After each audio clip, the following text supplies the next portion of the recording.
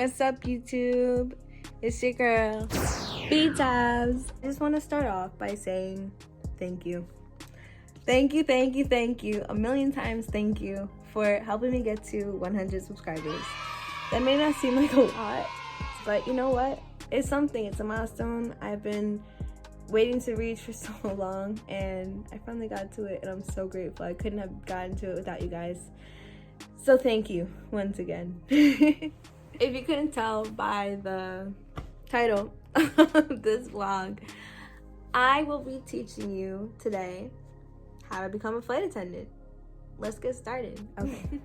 So first things first, what you want to do when you're trying to become a flight attendant is think, because honestly, this is not a job for everyone.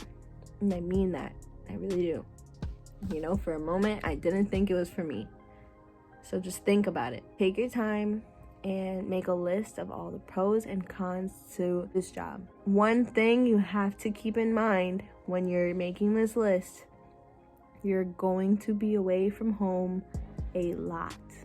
You will be away from home a lot. And I'm making sure I stress this. You will be away from home a lot. Now, you know, I know what you're thinking. Duh, like, that's what I'm signing up for. But, like, you don't really know. You don't realize until you're away from home a lot. But you know what? That may be a pro for you. It may be a con for you. Just make your list. Weigh every single thing when it comes to this job. Just make sure this is something that you actually really want to do. The next step here is to take a look at your job history. Make sure that you have at least 2 to 3 years of customer service under your belt. Next step, doing your resume.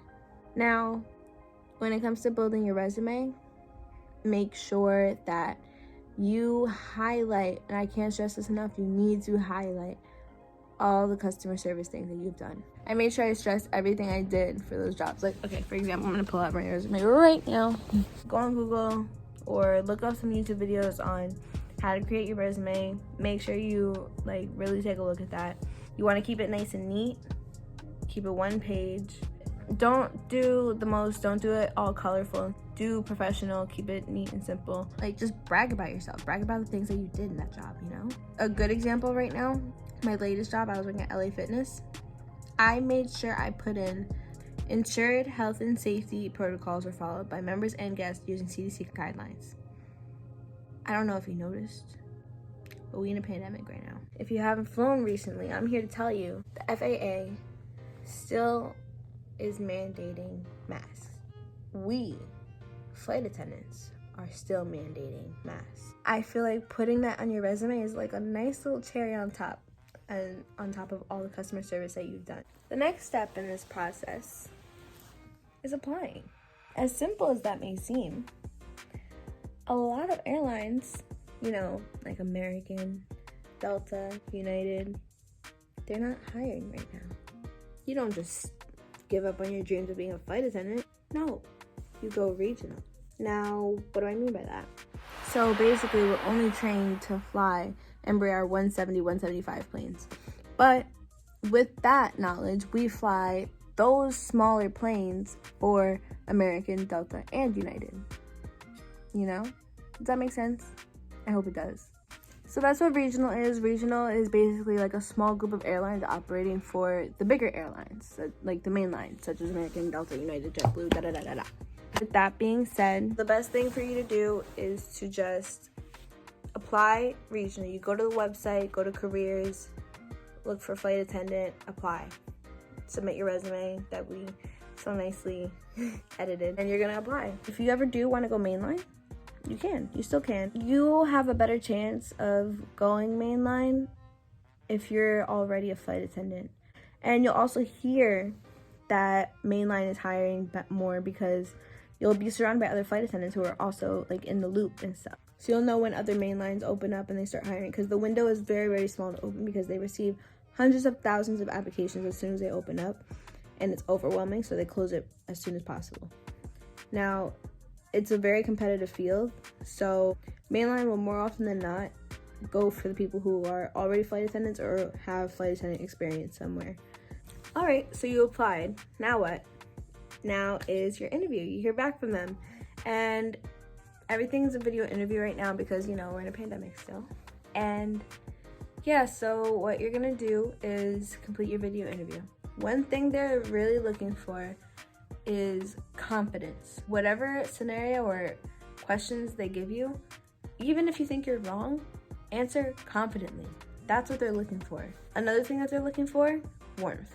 They want to see a friendly flight attendant. They want to see a friendly face. During your whole interview, smile.